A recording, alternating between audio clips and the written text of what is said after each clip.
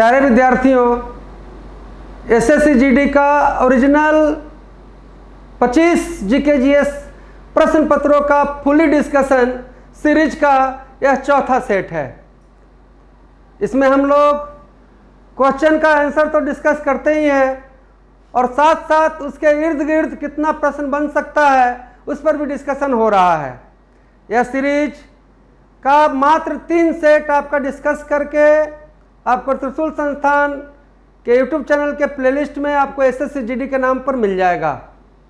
आप अगर इसका सारा सीरीज को देख लेंगे तो आपका जीके जीएस का समस्या SSC GD, BSF tradesman, army और जहां भी आपका जीके जीएस का यूज है मोस्ट प्रॉब्ली आपका यार सॉल्व हो जाएगा। आते हैं हम लोग यार डिस्कशन के ऊपर। पहला प्रश्न है, निम्नलिखित में से कौन सी योजना वित्तीय समावेशन के लिए केंद्र सरकार के कदमों में से नहीं है? तो दोस्त, प्रधानमंत्री सुरक्षा बीमा योजना, प्रधानमंत्री जन धन योजना, प्रधानमंत्री जीवन ज्योति बीमा योजना, प्रधानमंत्री उज्ज्वला योजना। अब देखिए यार, वित्तीय समावेशन का मतलब हुआ कि गरीबों के मदद के लिए, है ना। अब सारा योजना का शुरुआत तो इसीलिए हुआ था, लेकिन इन चारों में अगर हमें एक ऑप्शन चुनना रहा तो यार वो ऑप्शन होगा प्रधानमंत्री उज्ज्वला योजना। अब जानते हैं कि प्रधानमंत्री उज्ज्वला योजना की शुरुआत 1 मई 2016 को आपको यार यूपी बलिया से हुआ, बलिया यूपी से हुआ। और ये भी आपको जानना चाहिए कि अभी जो है 5 साल बाद आपको यार उज्ज्वला योजना का, है ना, उज्ज्वला योजना कितना 2.0 का शुरुआत हुआ और ये शुरुआत आपको यार 10 अगस्त 2021 ईस्वी को हुआ। पिछले प्रश्न में भी हम इसको डिस्कस किए थे, ये फिर कर रहे हैं कि क्योंकि जो बच्चा रेगुलर देख रहा है वो देखते देखते उसके दिमाग में ये सारा चीज बैठ जाए।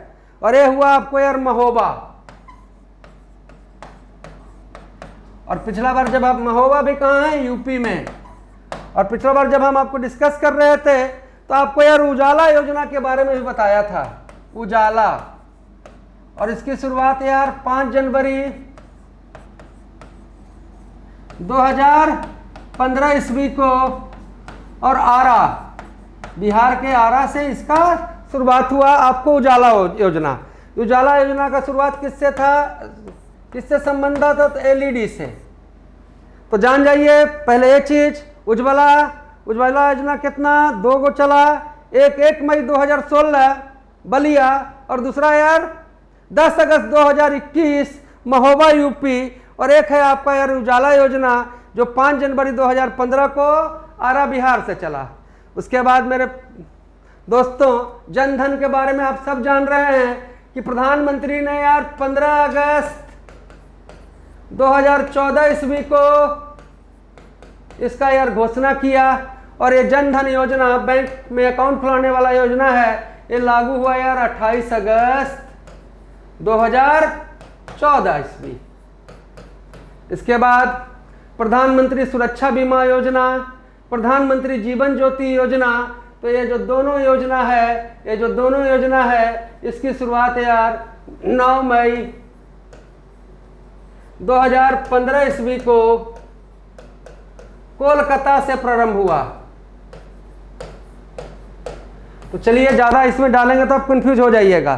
तो प्रधानमंत्री सुरक्षा बीमा योजना का संबंध यार, अगर सड़क दुर्घटना हो जा रहा है तो जो सरकारी आपको मदद मिला है वो प्रधानमंत्री सुरक्षा बीमा योजना से मिला। अब किसी की मृत्यु हो जा रही है तो वह पॉलिसी क्या, प्रधानमंत्री जीवन ज्योति बीमा योजना। ये दोनों योजना का शुरुआत 9 मई 2015 और कहां से, तो कोलकाता से। जन धन 28 अगस्त 2014 बैंक में अकाउंट खुलाने वाला।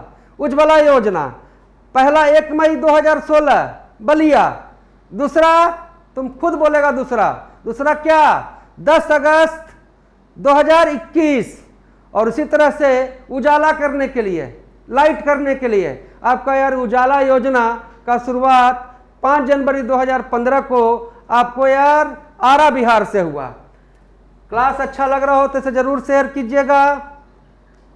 जो बच्चे चैनल नहीं सब्सक्राइब किए उसे ज़रूर सब्सक्राइब कीजिएगा और अच्छा लगे तो लाइक कीजिएगा और इसे यार फैलाने का कोशिश कीजिए ताकि यार आपके लिए हम लोग और भी सब्जेक्ट का क्लास लेके आ सकें।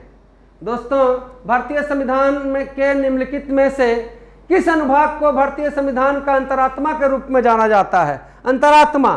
अब ये अंतरात्मा क्या है? ये अंतरात्मा हमारा यार मौलिक अधिकार है, फंडामेंटल राइट्स है। अब ये मौलिक अधिकार यार किस देश से लिया गया?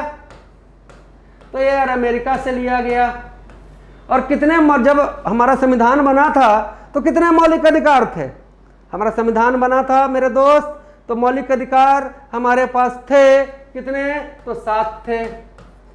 अब कौन सा मौलिक अधिकार को समाप्त कर दिया गया?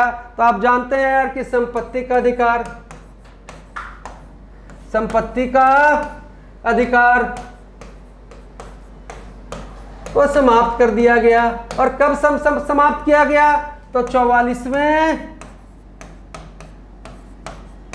संशोधन 44 अमेंडमेंट। और कब? तो 1978 ईस्वी। तो मौलिक अधिकार संविधान का अंतरात्मा है।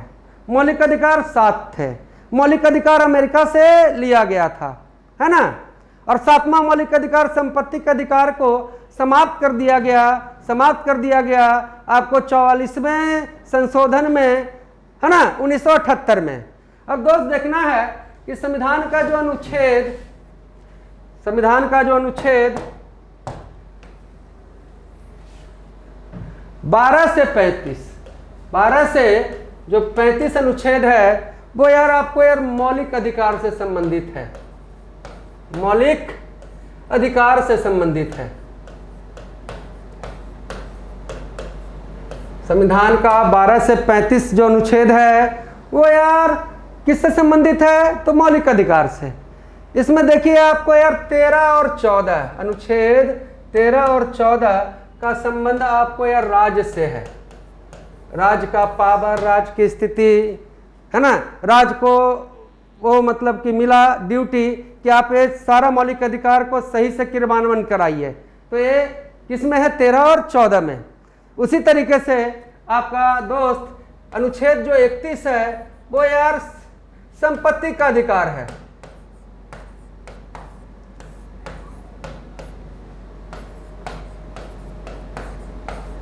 संपत्ति का अधिकार है। अब अनुच्छेद 31 संपत्ति का अधिकार है, लेकिन वर्तमान में अनुच्छेद 31 क्या हो गया? आपको समाप्त कर दिया गया। अभी कुछ इसका नोट्स में दे रहा हूं आपको, इसको स्क्रीनशॉट ले लीजिएगा आप। देखिए, भारत के 6 मौलिक अधिकार, समानता का अधिकार, तो देखिएगा 14 से 18 राइट ऑफ इक्वलिटी, इसको नोट्स पक्का बनाइएगा। उसी तरह से आपका यार स्वतंत्रता का अधिकार अनुच्छेद 19 से 22 तक। उसी तरीके से आपको यार शोषण का अधिकार, शोषण के विरुद्ध अधिकार, तो दोस्त मेरे 23 और 24 शोषण, जब हम किसी को एक्सप्लॉइट करेंगे तो आप जान रहे हैं कि 14 वर्ष से कम उम्र के बच्चों से काम लीजिएगा तो जिक्र आपको अनुच्छेद 24 में है।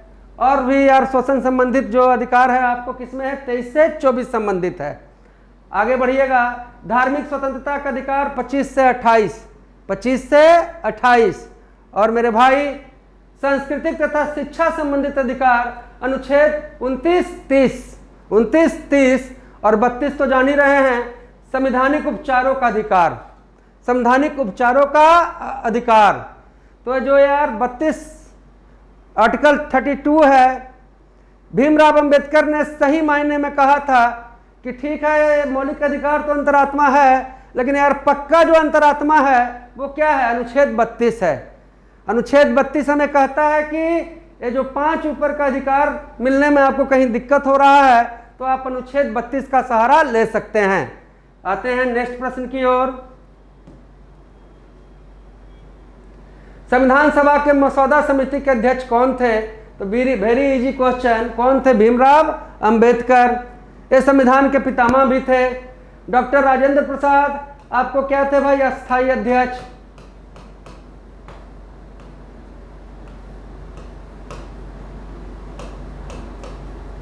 और क्या थे, तो झंडा समिति के अध्यक्ष,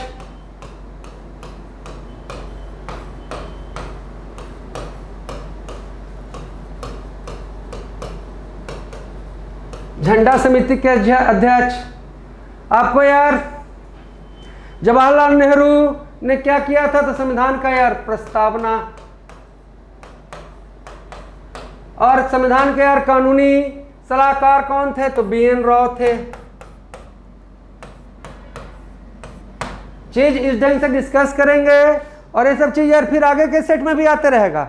अगर आप रेगुलर देखते जाइएगा तो यार देखते देखते आपको याद हो जाएगा और बिल्कुल आपका जीके जीएस सही हो जाएगा। आते हैं नेक्स्ट प्रश्न की ओर। निम्नलिखित में से कौन सा विकल्प शस्योत्सव है? देखो शस्योत्सव वह त्योहार है जो यार आपको कृषि से संबंधित है ना। कई त्योहार यार आपको यार फसल बोने के समय मनाया जाता है, कई त्योहार आपको यार फसल काटने के समय मनाया जाता है। तो जो त्योहार यार फसल के हार्वेस्टिंग से संबंधित हो, है ना, वैसे त्योहार को यार शस्योत्सव कहते हैं। अब दशहरा आप जान रहे हैं कि यार राम ने रावण को मारा। जन्माष्टमी कृष्ण का जन्म आप सब जान रहे हैं। अक्षय तृतीया आपको यार परशुराम का जन्म।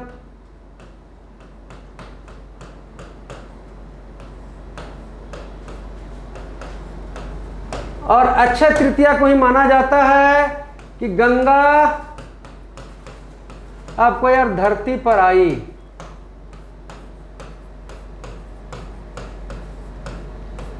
तो दोस्त जो ओणम है ये आपको यार केरल में फसल से संबंधित त्योहार है।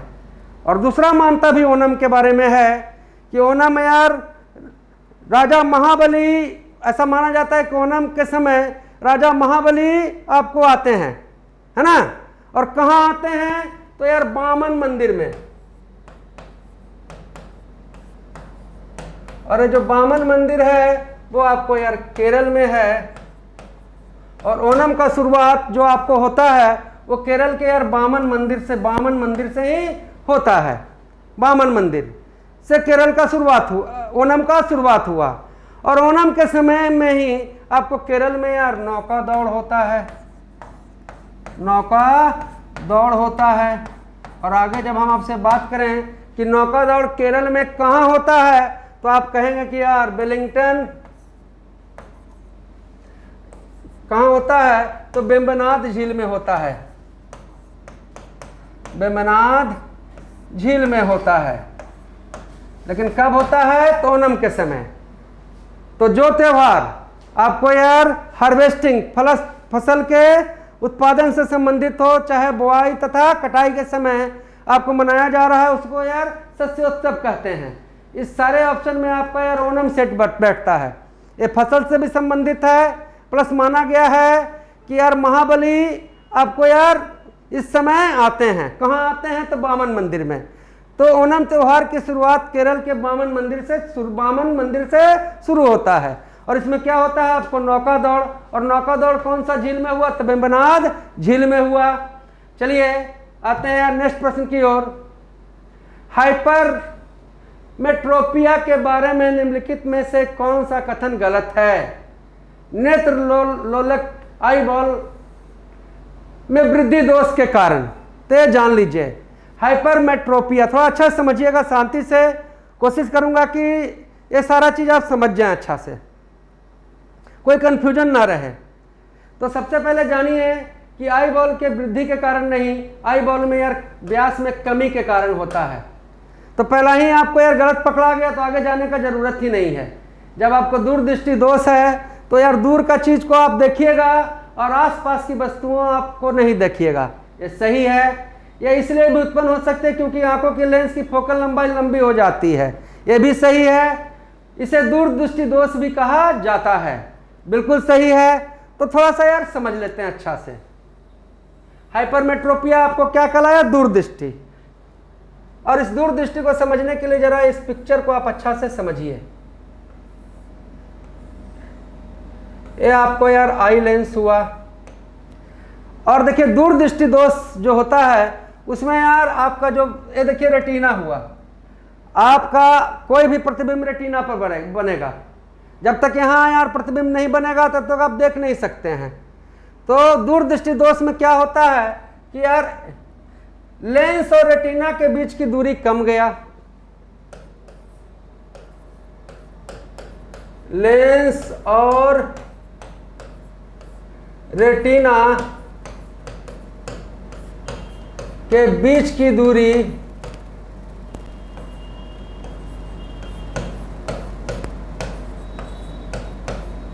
कमना, प्लस जब लेंस और रेटिना के बीच की दूरी यार लेंस और रेटिना के बीच की दूरी कमेगा, दूसरा यार कि जो आई बॉल है, आई बॉल का व्यास कमना, आई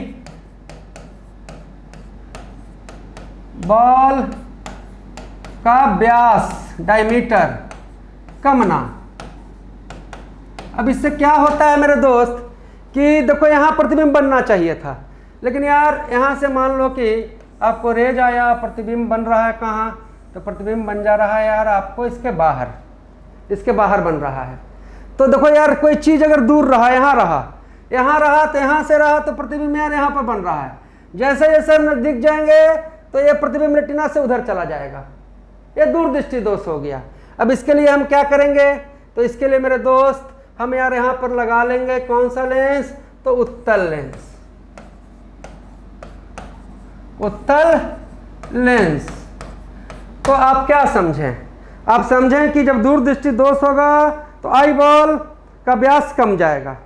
दूसरा चीज आप समझें कि यार लेंस और रेटिना के बीच की दूरी कम जाएगा, लेंस और रेटिना के बीच की दूरी कमेगा तो रेटिना के परे, रेटिना के बाहर यार यहाँ प्रतिबिंब बनेगा, है ना।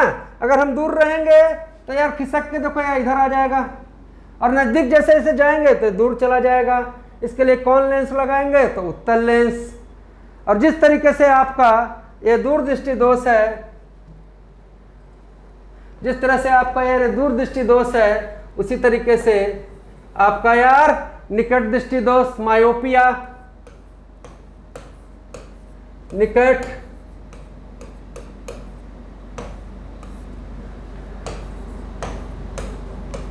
अब निकट दृष्टि दोष में खेला क्या हो रहा है बच्चे, तो निकट दृष्टि दोष में देखिए कि ये आपको यार इधर हो गया,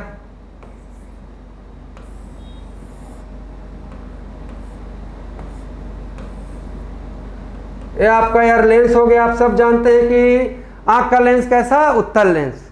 अब निकट दृष्टि दोष में यार आई बॉल का व्यास बढ़ना, आई बॉल का व्यास बढ़ना। दूसरा चीज कि लेंस और रेटिना के बीच की दूरी बढ़ना, लेंस और रेटिना के बीच की दूरी, उसमें यार दूरदृष्टि में कम रहा था, लेकिन निकट दृष्टि दोष में आपका यार लेंस और रेटिना के बीच की दूरी क्या है, बढ़ जाना। तो लेंस और रेटिना, लेंस और रेटिना की दूरी बढ़ना। अब देखिए क्या है भाई कि लेंस और रेटिना, यहां पर कोई चीज प्रतिबिंब बनेगा तो हम देख पाएंगे। अब लेंस और रेटिना के बीच की दूरी बढ़ गया तो बच्चे क्या हो रहा है कि आपको यार प्रतिबिंब यहीं पर बन जा रहा है, यहां तक पहुंच नहीं रहा है ना। अब यहां तक पहुंच नहीं रहा है तो ये निकट दृष्टि दोष हो गया। निकट के चीज जब नजदीक रहेगा तो यहां पर बनेगा, जैसे जैसे दूर जाएंगे तो दूर का चीज हमको नहीं दिखेगा। तो इसके लिए यार हम लोग क्या प्रयोग कर लेंगे, इसके लिए प्रयोग करेंगे हम लोग अवतल लेंस। अवतल लेंस का प्रयोग इसके लिए करेंगे, और जब अवतल लेंस का प्रयोग करेंगे तो ये प्रतिबिंब आपको यार कहाँ बन जाएगा, रेटिना पर, आर पर। तो क्या क्या समझें कि दूरदृष्टि दोष, उत्तल लेंस, दूरदृष्टि दोष में आपका यार आई बॉल का व्यास कमना, रेटिना और लेंस के बीच की दूरी का कमना, और यार प्रतिबिंब आपका कहाँ, रेटिना के यार परे, बाहर बनना। लेकिन निकट दृष्टि दोष में आपका यार आई बॉल का व्यास क्या भाई, तो बढ़ना, रेटिना और लेंस के बीच की दूरी का बढ़ना, और प्रतिबिंब कहाँ भाई, तो रेटिना से पहले बन जाना। ऐसे पूछ दे कि प्रतिबिंब रेटिना से पहले बन जाए तो कौन सा दोष है, आप कहिएगा निकट दृष्टि दोष। पूछा जाए कि नहीं प्रतिबिंब रेटिना के यार बाहर बने, परे बने, तो कौन सा दोष है, तो दूरदृष्टि दोष। आप जान गए कि दूरदृष्टि में उत्तल लेंस और निकट दृष्टि में अवतल लेंस। उसी तरीके से आपको यार जरा दृष्टि दोष भी होता है।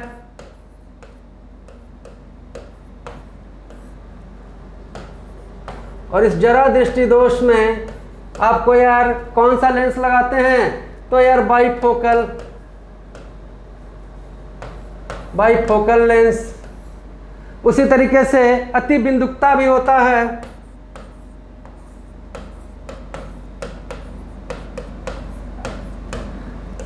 अति बिंदुकता में हम लोग लगाते हैं यार बेलनाकार लेंस।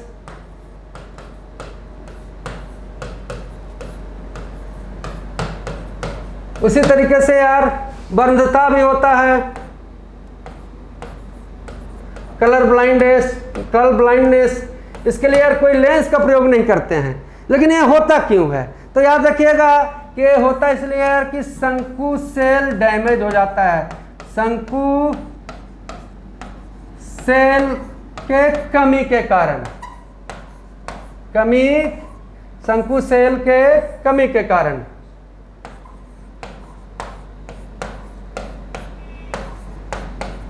तो हम लोगों ने जाना दूरदृष्टि उत्तल लेंस, निकट दृष्टि अवतल लेंस, जरा दृष्टि बाइफोकल लेंस, अति बिंदुकता बेलनाकार लेंस, और शंकु सेल के डैमेज होने से आपको एक आनुवांशिक बीमारी हुआ जिसको हम लोग कहते हैं बंधता या कलर ब्लाइंड। चलिए आगे बढ़ते हैं, और क्लास अच्छा लग रहा हो तो शेयर करने में कोई कंजूसी ना करें, और जो बच्चे चैनल नहीं सब्सक्राइब किए उसको सब्सक्राइब कीजिए। आपको यार बहुत बेहतरीन क्लास मिलने वाला है, बस आप जगिए सही से। निम्नलिखित में से कौन से असम से संबंधित लोक नृत्य नहीं है, तो जान जाइए कि बिहू है, बगुरम्बा भी है, शास्त्रीय नृत्य भी है। ये मंदजास जो नृत्य है वो JNK का है।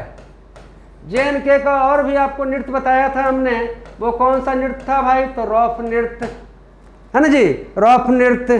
चलिए आ जाते हैं नेक्स्ट प्रश्न की ओर। किसी भी खास श्रृंखला में शीर्ष स्तर पर कौन कब्जा कर लेता है, चील, शेर, सर्प, मनुष्य।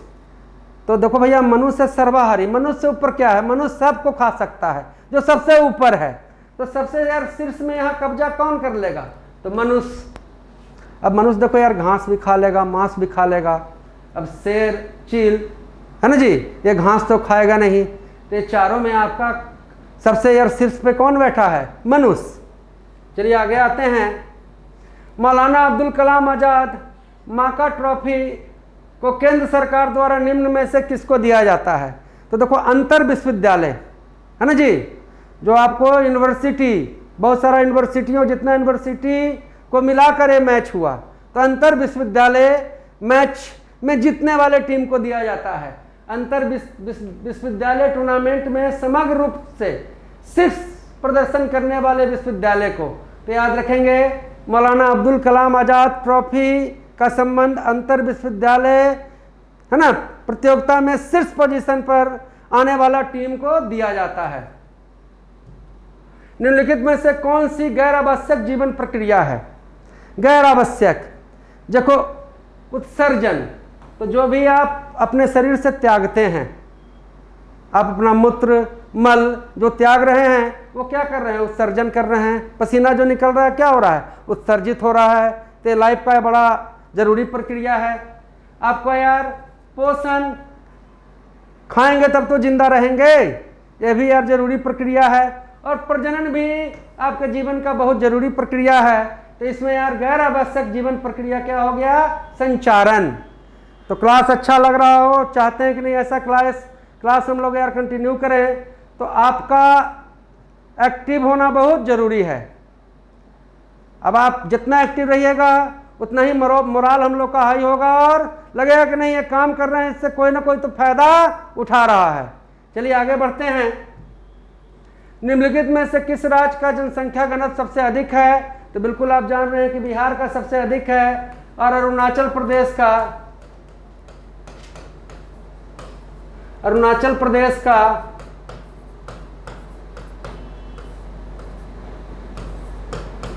सबसे कम है। सारा सबसे ज्यादा जनसंख्या आपका उत्तर प्रदेश का है, सबसे कम जनसंख्या आपका यार सिक्किम का है। दोस्त, सबसे छोटा राज्य क्षेत्रफल में गोवा है, और सबसे बड़ा राज्य क्षेत्रफल में राजस्थान है। सबसे शिक्षित राज्य आपका केरल है। सर्वाधिक लिंगानुपात सेक्स रेशियो आपका केरल का है, और सबसे कम यार सेक्स रेशियो लिंगानुपात आपका हरियाणा का है। चलिए आगे आ जाते हैं। भारतीय संविधान में अवशिष्ट मामलों पर कानून बनाने का अधिकार किसे सौंपा गया? अब जानते हैं, इसको ऑप्शन देख के भी आप समझ सकते हैं कि भारत एक लोकतांत्रिक देश है। अब कानून हमारे लिए कोई बनाना है, देखो यार, आपको राज्य सरकार, उच्च न्यायालय, सर्वोच्च न्यायालय बना हुआ कानून को यार पालन कराने के लिए है। कानून बनाने का अधिकार आपको यार केंद्र सरकार के पास है। जो आप जिन सांसदों को चुने हैं और जिस सरकार को चुने हैं, वही अपने यार बहुमत से यार कानून में फेरबदल कर सकते हैं। तो इसमें क्या होगा? केंद्र सरकार। चलिए आगे आ जाते हैं। 2018 में अर्जुन पुरस्कार से सम्मानित रोहन बोपन्ना किस खेल में उपलब्धि के लिए जाना जाते हैं? तो देखो यार, 2018 का तो पूछेगा नहीं। ऐसे रोहन बोपन्ना का संबंध आपको यार टेनिस से है, लेकिन याद रखना है कि आपको यार ये अर्जुन पुरस्कार खेल में उत्कृष्ट खिलाड़ियों को दिया जाता है, और सबसे पहले यार इसका शुरुआत 1961 ईस्वी में हुआ, और पहला खिलाड़ी जिसे यार अर्जुन पुरस्कार मिला वो थे यार कृष्णा दास।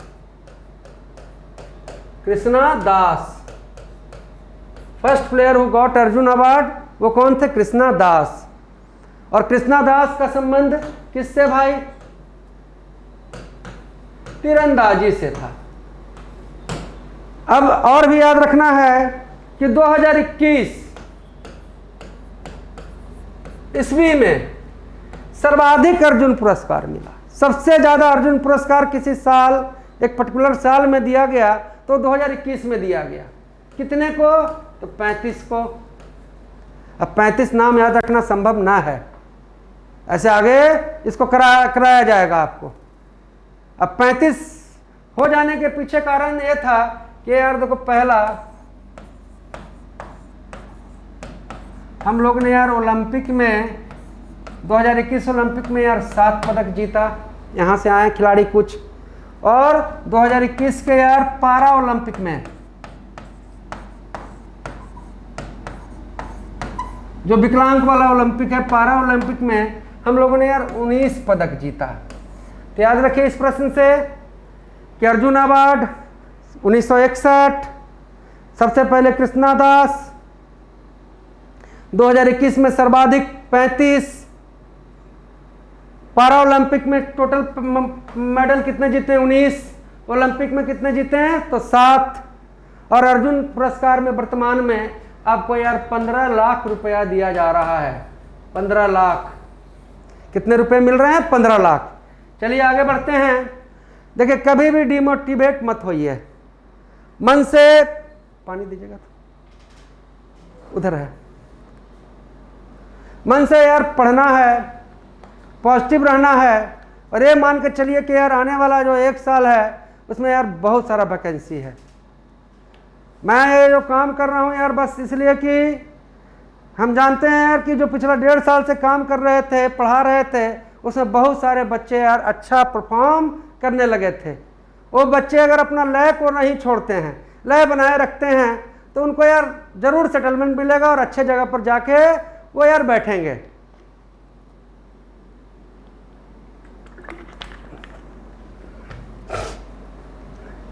पश्चिमी घाट की सबसे ऊंची चोटी कौन सी है? बात है सबसे ऊंची चोटी की, तो एक चीज याद रखिए कि देखो, बाबा बुदनगिरी, ये भी पश्चिमी घाट में है, कर्नाटक में।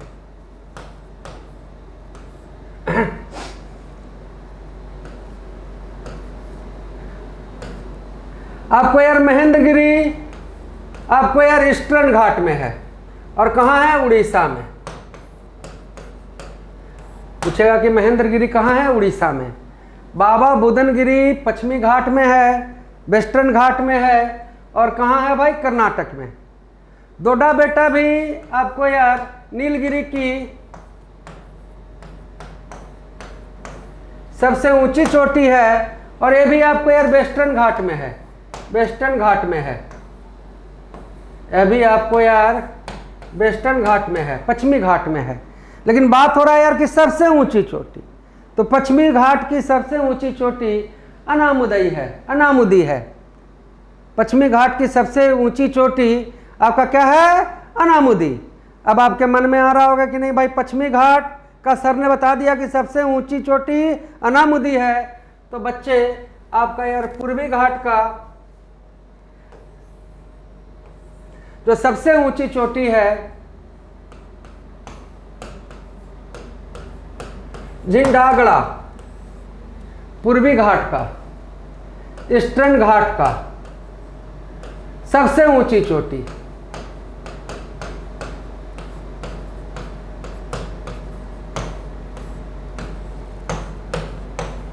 और ये है आपको यार विशाखापत्तनम में।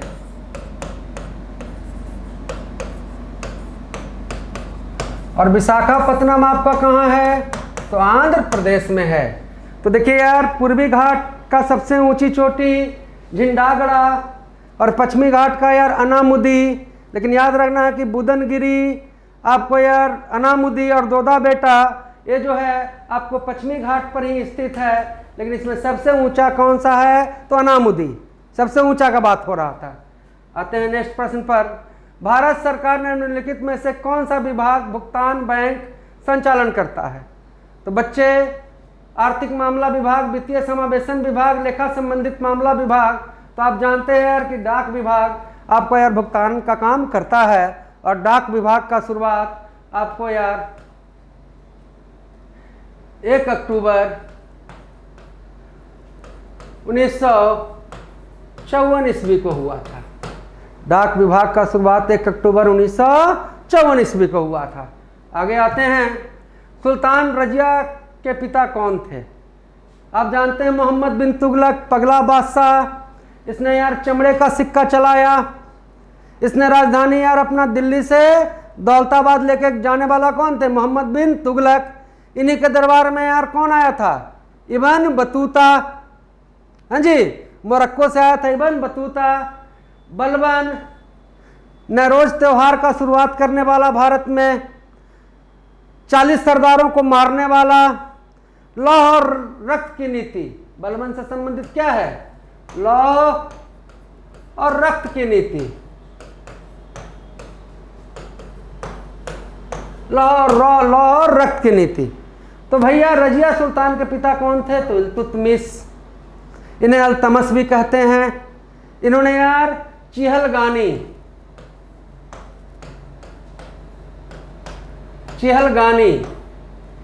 40 सरदारों का दल का गठन किया। और ये 40 सरदार के दल को खत्म करने वाले कौन थे? बलबन। इल्तुतमिश के ही शासन काल में आपको भारत में आया यार मंगोलिया से चंगेज खां। चंगेज खां पूछा जाएगा कि चंगेज खां किसके शासनकाल में आया? तो इल्तुतमिश। अब इल्तुतमिश यार गद्दी पर कब बैठा? तो इल्तुतमिश यार कुतुबुद्दीन ऐबक के मरने के बाद 1210 में यार गद्दी पर बैठा। इल्तुतमिश को हम लोग कहते हैं यार गुलामों का गुलाम। कुतुबुद्दीन ऐबक यार मोहम्मद गौरी का गुलाम, और इल्तुतमिश यार कुतुबुद्दीन ऐबक का गुलाम। तो इल्तुतमिश या अल्तमस आपका हो गया यार गुलामों का गुलाम। चलिए आगे आते हैं नेक्स्ट प्रश्न की ओर। निम्नलिखित में से कौन सा संगठन विश्व विकास रिपोर्ट प्रकाशित करता है?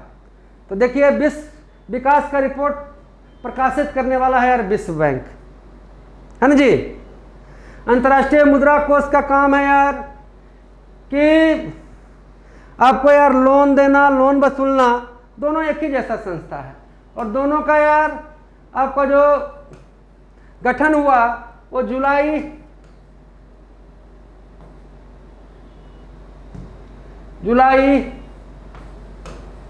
1944 में ब्रेटन वुड्स सम्मेलन में, ब्रेटन वुड्स सम्मेलन में। और ब्रेटन वुड्स कहाँ है? तो ये यार ब्रेटन वुड्स यार अमेरिका में वाशिंगटन के पास है, वाशिंगटन के पास है। ऐसे भी आप जानते हैं कि विश्व बैंक या अंतर्राष्ट्रीय मुद्रा कोष का जो मुख्यालय है, हेडक्वार्टर है, वो आपको यार वाशिंगटन है। लेकिन पूछ लिया जाए कि किस सम्मेलन के बाद आपको यार विश्व बैंक का गठन हुआ, तो याद रखिएगा ब्रेटन वुड्स सम्मेलन। कब? जुलाई 1944। अब देखो यूनेस्को, तो यूनेस्को का यार स्थापना आपको यार 16 नवंबर 1945 को हुआ। और कहाँ इसका मुख्यालय है? तो यूनेस्को का मुख्यालय यार आपका यार पेरिस में है। उसी तरह से दोस्त मेरे, बच्चों के लिए एक संगठन बना यूनिसेफ।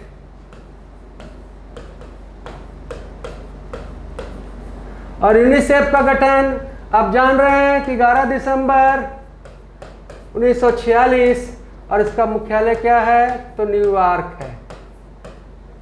यूनेस्को का मुख्यालय आपका पेरिस, यूनिसेफ का न्यूयॉर्क, अंतर्राष्ट्रीय मुद्रा कोष, विश्व बैंक का मुख्यालय वाशिंगटन। अंतर्राष्ट्रीय मुद्रा कोष और विश्व बैंक जो आपको यार बना वो ब्रेटन वुड्स सम्मेलन, ब्रेटन वुड्स सम्मेलन जुलाई 1944। और ब्रेटन वुड्स कहाँ है? अमेरिका में। चलिए आगे बढ़ जाते हैं। देखिए सही ढंग से कीजिएगा तो देखिए पीछे करीब ये सारा चीज़ आपको करवाया हुआ है। मान लिए कि एक रिवीजन ही हो रहा है, कुछ यार हल्का फुल्का ही नया चीज़ आ रहा है। इसका मतलब यार कि आपकी तैयारी सही थी, तो आप अपना यार लय को ना छोड़ें, बिल्कुल पॉजिटिव होकर पढ़ने का कोशिश करें और ज़्यादा से ज़्यादा यार इस क्लास को शेयर करें, ताकि यार बहुत जल्द हम लोग लाइव आपके बीच में आ सकें। निम्नलिखित में से कौन सी नदी प्रसिद्ध शिव समुद्रम जलप्रपात बनाती है? तो देखिए यार सब जान रहे हैं, शिवा समुद्रम कावेरी। शिवा समुद्रम में ही पहला बार भारत में यार 1902 में बना यार पनबिजली, पनबिजली। चलिए आगे बढ़ते हैं। निम्नलिखित में कौन सा नवपसान सांस्कृतिक स्थल नहीं है? देखिए वेरी टफ क्वेश्चन। इस क्वेश्चन को यार अच्छे तरीके से आपको समझाने के लिए बहुत पढ़ना है और बहुत लिखना है, तो ऐसे प्रश्नों का उपाय नहीं है, इसको समझाना संभव नहीं है। इसके लिए डीपली आपको यार हिस्ट्री पढ़ना पड़ेगा। लेकिन इसमें से यार जो नहीं है वो कुंतासी है, याद रखिएगा। ऐसे मैं कोशिश करूँगा, इस पर रिसर्च करूँगा कि कम से कम स्थानों के बारे में बताकर आपको यार इस टाइप के प्रश्नों का सॉल्यूशन आपको दे पाऊँ। पत्ते का वह भाग जो तने से जोड़ता है वो क्या कहलाता है? तो देखो यार डंठल कहलाएगा। डंठल जो तने से जोड़ा वो क्या कहलाएगा? डंठल। चलिए आगे आते हैं। गुरुत्वाकर्षण बल के बारे में निम्नलिखित में कौन सा कथन सही नहीं है? न्यूटन के गुरुत्वाकर्षण बल पर अपने शोध में केपलर के सिद्धांतों पर भरोसा किया नहीं किया। पहला ही वाला ही गलत है ना जी। बाकी यह एक दूसरे के प्रति ब्रह्मांड में प्रत्येक वस्तुओं के आकर्षण के लिए जिम्मेवार है। तो गुरुत्वाकर्षण यार हर एक वस्तुओं के बीच में आकर्षण बल ही तो गुरुत्वाकर्षण कहलाता है। तो ये राइट है भैया। ये वस्तुओं के द्रव्यमान के उत्पाद के व्युत्क्रमानुपाती होता है, ये भी राइट है। ये वस्तुओं के बीच के दूरी के वर्ग का व्युत्क्रमानुपाती होता है, ये भी सही है। तो इसमें यार केपलर वाला आपका यार गलत हो गया, और इसमें ऑप्शन आपका केपलर वाला हुआ। केपलर क्या? ग्रहों के गति का नियम। अब इधर से देखिए, गुरुत्वाकर्षण के बारे में हमने आपको बताया था कि जी है ना जी, m बटे क्या r²। तो देखिए यार दूरी का क्या? वर्ग का व्युत्क्रमानुपाती और द्रव्यमान का व्युत्क्रमानुपाती। जी को जब यार इसको बराबर करेंगे तो हमारा क्या हो जाएगा? gm बटे r²। गुरुत्वाकर्षण का खोज कौन किया भाई? न्यूटन। और न्यूटन ने कौन सी पुस्तक लिखी? प्रिंसिपिया। चलिए आगे आते हैं। बिकमिंग शीर्षक बिकमिंग पुस्तक के लेखक कौन है? देखिए पहले भी डिस्कस किया हुआ है। बिकमिंग के लेखक कौन? Michelle Obama. और ए प्रॉमिस्ड लैंड याद कीजिए, इनके हस्बैंड बराक ओबामा में लिखा था ए प्रॉमिस्ड लैंड, है ना। और पिछले क्लास में हम लोग ने आपको डिस्कस किया था, अगर नहीं देखे हैं तो देखिएगा जरूर। ज्योतिपुंज और एग्जाम वॉरियर नरेंद्र मोदी। ज्योतिपुंज और एग्जाम वॉरियर कौन? नरेंद्र मोदी। उसी तरह से हम लोग यार शशि थरूर, यहां पर थोड़ा सा यार ध्यान देना। An era of darkness. क्यों ध्यान देने के लिए कह रहे हैं? क्योंकि बिल्कुल यार मिलता जुलता है। An era of darkness Shashi Tharoor. लेकिन दोस्त एक आपको किताब है N area of darkness. N area of darkness. N area of darkness, ये आपको लिखने वाले हैं यार BS नायपाल। BS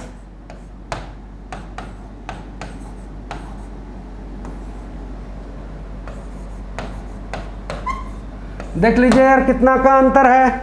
एक है एन एरा ऑफ डार्कनेस, जिसको लिखने वाले कौन है? शशि थरूर।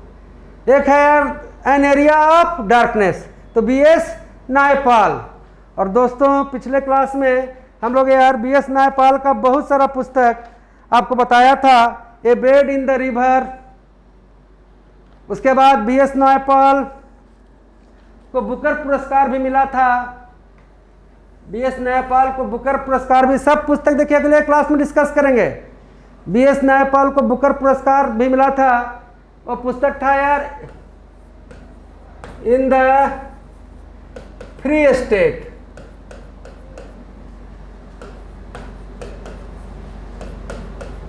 इसमें इनको क्या मिला था? बुकर। और BS नायपाल को यार नोबेल प्राइज भी मिला है। और नोबेल प्राइज के लिए कौन पुस्तक पर? Half a life. Half a life. तो in the free state, half a life, an area of darkness, in the bed of river, ये सारे पुस्तक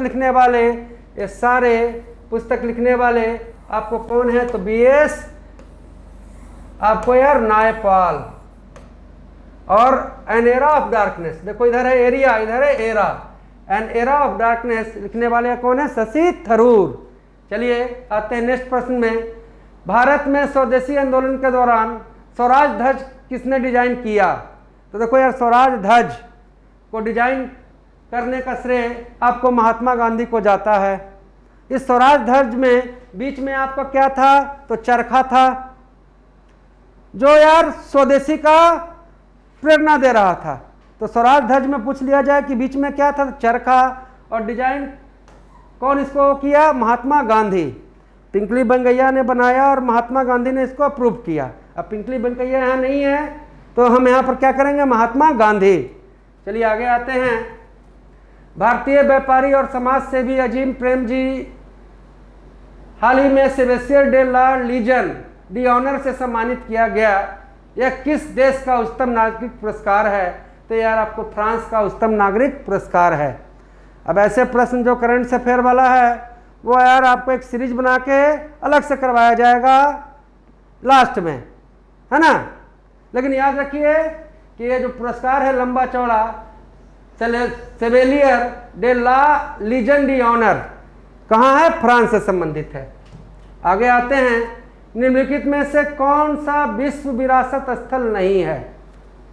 दोस्त ये आदमगढ़ शैलाश्रय आपको यार विश्व विरासत नहीं है। अब यूनेस्को द्वारा विश्व विरासत में 40 यार स्थानों का जिक्र है। और देखो SSCGD में ओरिजिनल पूछा हुआ है ना। अब अच्छे तरीके से इसको करने के लिए यार वो 40 स्थान आपको आना चाहिए। और देखिए इसका बिल्कुल हम आपको PDF दे रहे हैं, और इस PDF के माध्यम से देख लीजिए, आपको स्क्रीनशॉट लेते जाइए। आगरा का किला, ताजमहल, अजंता की गुफाएं, एलोरा की गुफाएं, कोणार्क सूर्य मंदिर, महाबलीपुरम, काजीरंगा राष्ट्रीय उद्यान, मानस, केवलादेव राष्ट्रीय उद्यान, हम्पी। यार क्लियर तो तभी हो सकता है कि जब आप यार ये सारा याद रखेंगे तब पता कर पाइएगा, है ना। तो इसके लिए आपको यार स्वयं मेहनत करना पड़ेगा, इसको रटवाना संभव नहीं है। आपको यार 4 स्थान दे देगा, उसमें से कैसे दिया हुआ था, एक नहीं रहेगा। चाहे 4 स्थान दे देगा, उसमें से 3 नहीं रहेगा और 1 रहेगा। तो ये 400 स्थान आपको करिएगा तो इस टाइप का प्रश्नों को आप सॉल्व कर सकते हैं।